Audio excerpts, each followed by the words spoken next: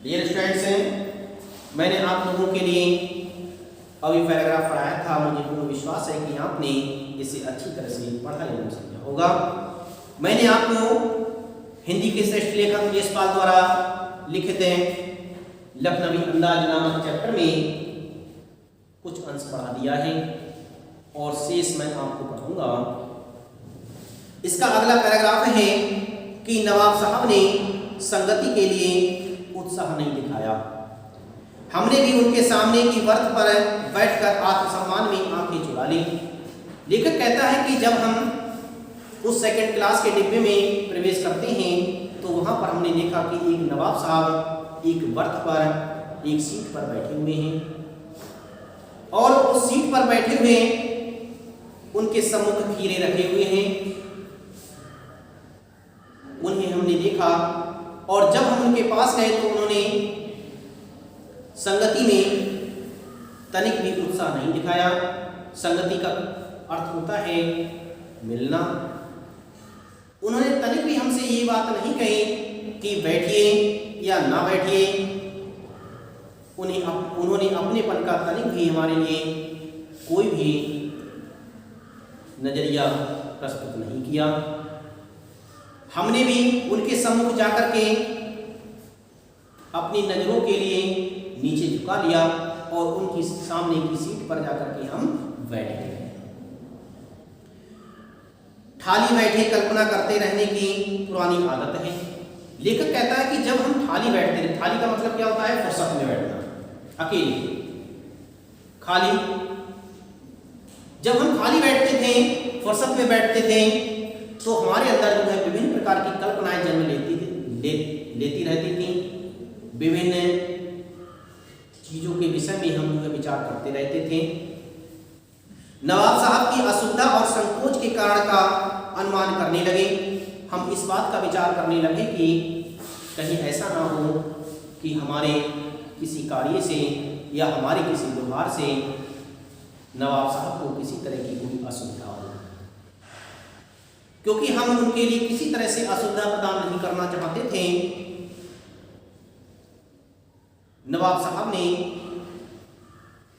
ये सब हमें देख करके और हमने नवाब साहब को देख करके एक दूसरे के विषय में विचार किया था।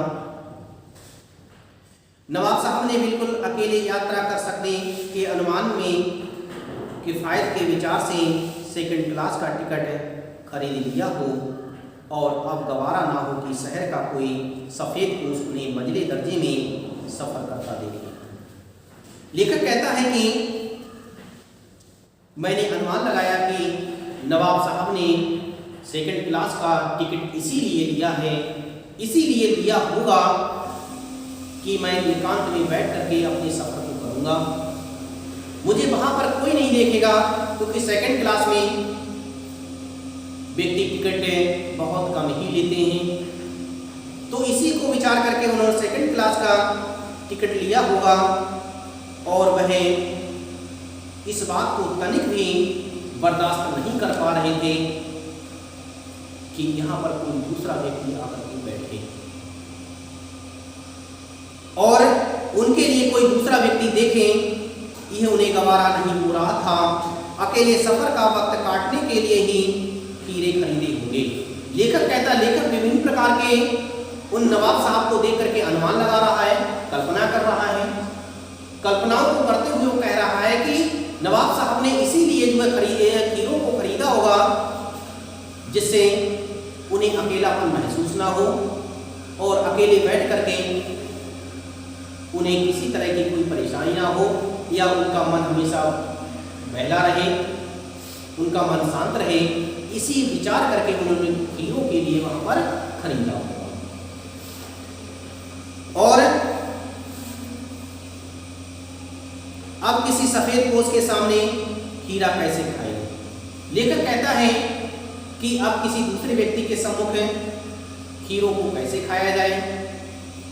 यह लेखक जो था वो अपने मन में विचार कर रहा था।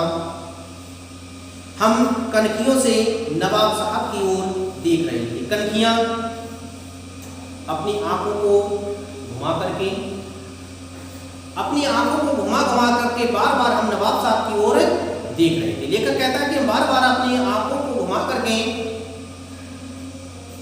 नवाब साहब की ओर देख रहे थे। नवाब साहब कुछ देर गाड़ी की खिड़की से बाहर देखकर स्थिति पर गौर करते रहे।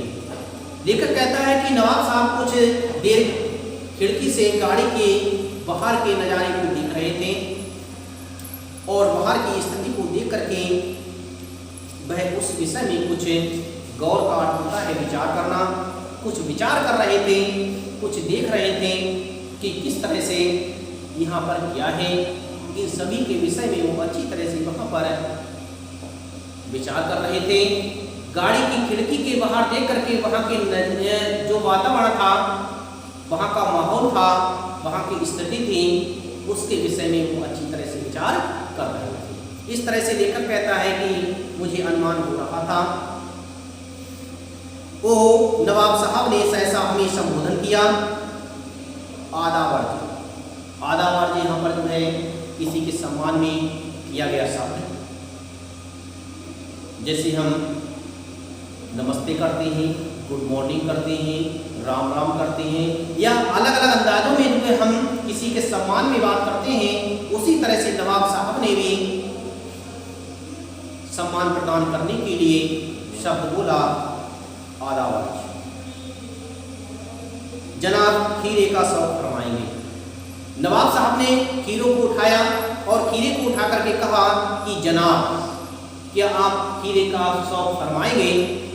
फरमाएंगे का मतलब ये हुआ क्या आप खीरे को खाएंगे। इस तरह से नवाब साहब ने, लेखक कहता है कि मेरे सम्मान में कुछ शब्दों को कहकर के खीरे को खाने के लिए इशारा किया। इस तरह से लेखक ने